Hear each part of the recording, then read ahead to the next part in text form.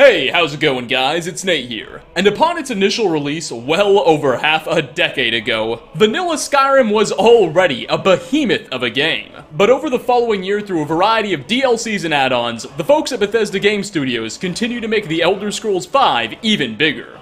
And the first of which was the Dawnguard expansion. Dawnguard thrusted players into a new conflict. Not between dragon and man, nor Stormcloak and Imperial, but instead between mortal and vampire. As an ancient clan of twisted undead known as the Volkihar sought to blot out the sun, while a formidable alliance of men calling themselves the Dawnguard stood in their way. Well, much like the game it was released for, Skyrim's Dawnguard DLC is riddled with a plethora of Easter eggs, secrets, and hidden illusions of its own, that even all this time later still remain hidden to many a Dragonborn. So today we'll be taking a look at 5 Dawnguard DLC secrets you may have missed in The Elder Scrolls V Skyrim. Starting off, Dawnguard introduced a number of new characters and creatures to the game. Death Hounds, Gargoyles, Vampire Lords, a whole wealth of new enemies or potential allies, depending on whom you chose to align with, came to populate Skyrim. But what you may have never noticed is that Bethesda also created a new type of bird for this DLC as well. Once Dawnguard has been installed, the Bone Hawk will begin to fly in the skies around Castle Volkihar, a unique variant of the normal hawk we commonly encounter in Skyrim cities and wilderness. Bone Hawks will only spawn in near the vampire castle, which seems to be part of the reason why no one really talks about them. They of course boast their own model and texture, with a special skull-like head and beak and a much darker set of feathers when compared to their generic counterparts. Notably, when shot down from the sky and looted, these skeletal birds will carry some otherwise unobtainable loot, including bonehawk feathers, claws, and a bonehawk skull.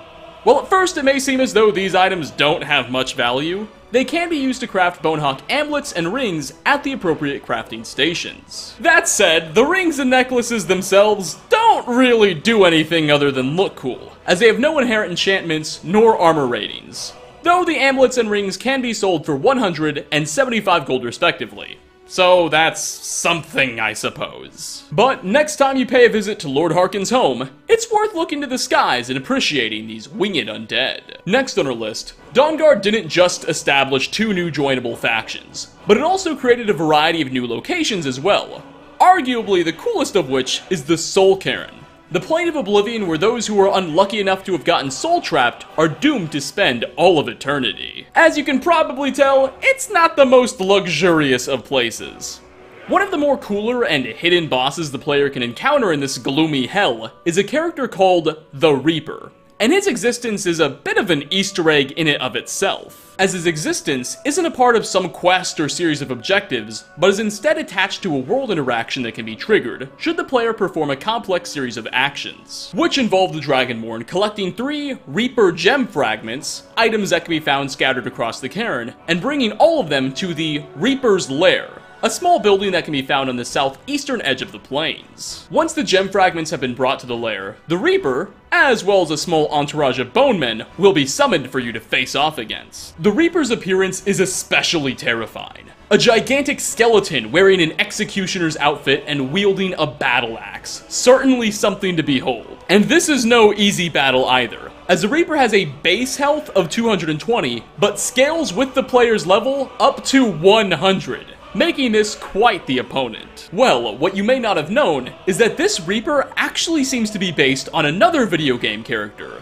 known as the Lich, from the 2000 PC game Gauntlet Dark Legacy. The Lich was, or I suppose is, also an oversized battle axe wielding executioner hood wearing skeleton that in the game was a boss the player would encounter in a similar hell-like region, who's protecting one of 8 gem shards the hero needed to collect. It's also worth noting that one common attack utilized by the Lich, aside from swinging axe at the player, was his ability to vomit maggots at heroes. Likewise, the Reaper in the Soul Cairn will spit a strange green liquid at the Dragonborn, which does lingering health damage. It would seem nearly 18 years later, Gauntlet's Lich is still giving RPG players quite a hard time. Coming in at number 3, if the Dragonborn chooses to side with the Volkihar vampires over the Dawnguard, Lord Harkon, the clan's leader, will take you into a room and bite your neck, turning the player into a vampire lord, in order to bolster your strength and ensure your loyalty.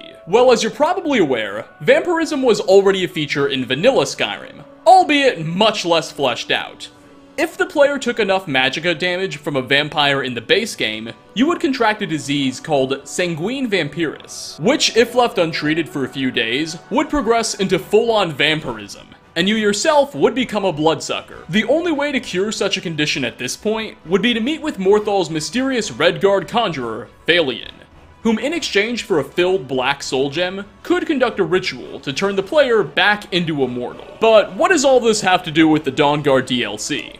Well, if after being bitten by Harkon and joining the vampires, you decide to pay Phalion a visit, you can still get cured. If you decide to do this before completing the vampire's questline, the next time you return to Castle Volkihar, the local undead will be extremely displeased with your actions. It's disrespectful and dangerous to walk around here, mortal. What were you thinking? Go to Lord Harkon at once. Beg him to turn you back. You're dead if you don't. And you'll unlock some unique dialogue with Lord Harkon, who will harshly reprimand you for making such a decision, and proceed to just bite you again, turning you back into a vampire lord once more. You have forsaken my gift. The ancient blood no longer flows through your veins. Don't deny it. Do not offend me by losing it again. Until you let Lord Harkon do this, the questline will be put on hiatus, forcing you to re-embrace the undead condition.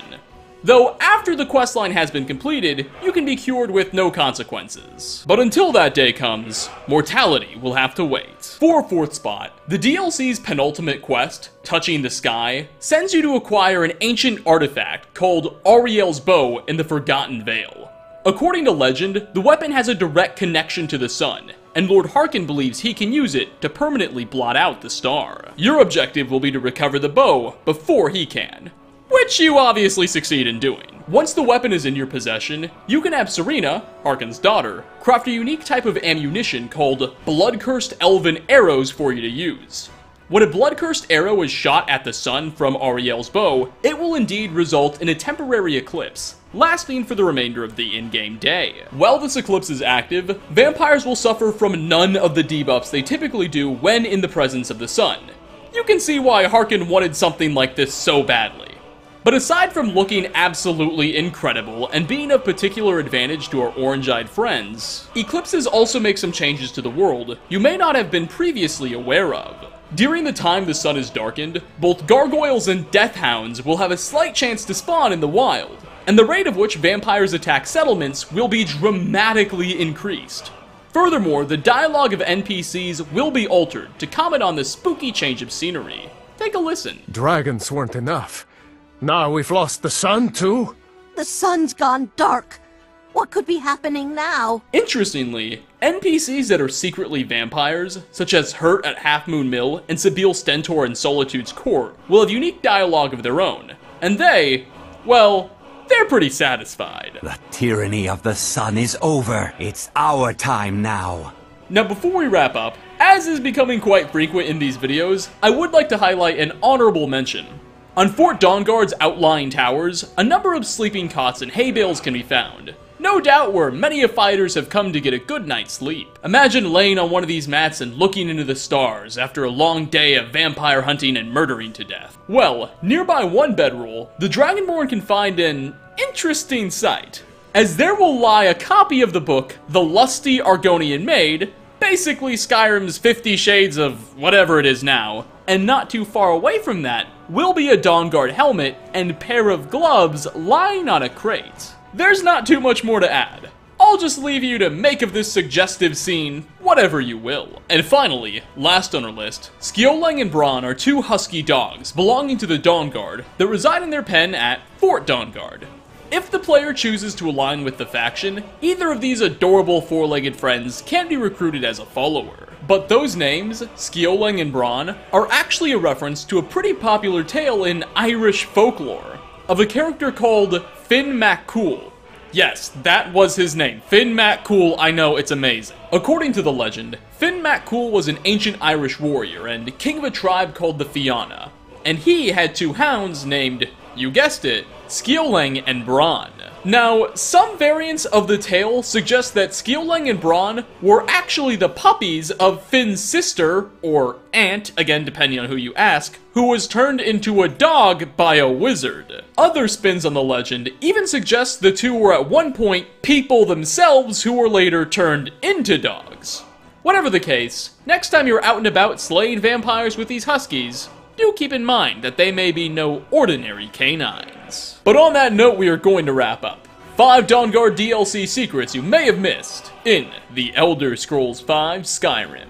Which of the ones featured on this list did you find to be your own personal favorites? And what secrets or details have you noticed throughout the Dawnguard DLC that you think others may not have? Leave a comment down below. As always, like ratings are very much appreciated. Thanks for stopping by, everyone, and I hope to catch you all in my next video. Peace out, everybody.